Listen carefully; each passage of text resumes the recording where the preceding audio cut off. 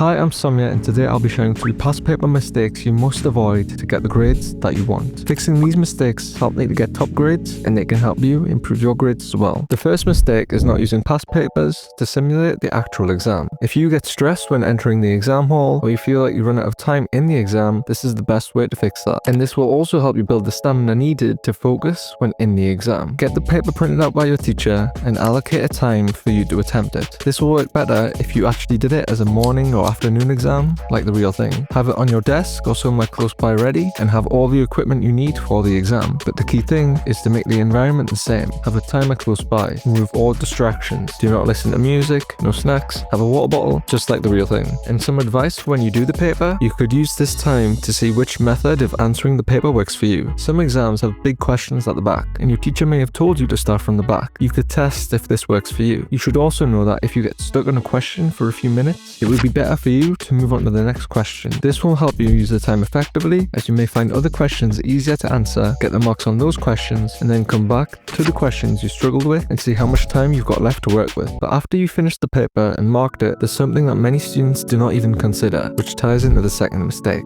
The second mistake is not using the examiner's report. These reports are written by people who actually mark the exam. They literally tell you what students got wrong and what the examiners were looking for. These are especially useful for essay subjects, and if you want to avoid common mistakes and write exactly what gets you marks, use them. However, these documents can be really long, and I'm not saying to read the entire thing, but it could help you to read the points about the specific questions you struggled with after doing the paper. You can find these reports on the exam board's website, and they're usually published next to the past papers and mark schemes in assessment resources. It can also be useful to see if there's any common student errors or areas students struggled in the examiner's reports. Once you're aware of these mistakes, you can avoid them, and when you're aware of the areas that the students struggled in, you can work on those areas. Similarly, if the examiner says top students include specific terminology or structures in their essay, make sure you do it next time too. This is the level of detail examiners want. You could also copy and paste the text in the examiner's report into AI and ask AI to summarize important things that you should know as a student who wants to improve their grades, to save you a bit of time. But there's one final mistake that could really hold you back, and it's about not using past paper walkthroughs. This mistake is all about not learning from questions you get wrong or the questions you do not understand. Using these videos were one of the main things that helped me to improve. For the questions that you do not get full marks on, using these videos helps you to see how to think through a question and understand how to improve for next time. Most students just move on without thinking about what they can learn from their mistakes. I especially use these for A-level physics because the mark schemes were sometimes not detailed enough, so getting someone to explain the mark scheme helped me to actually learn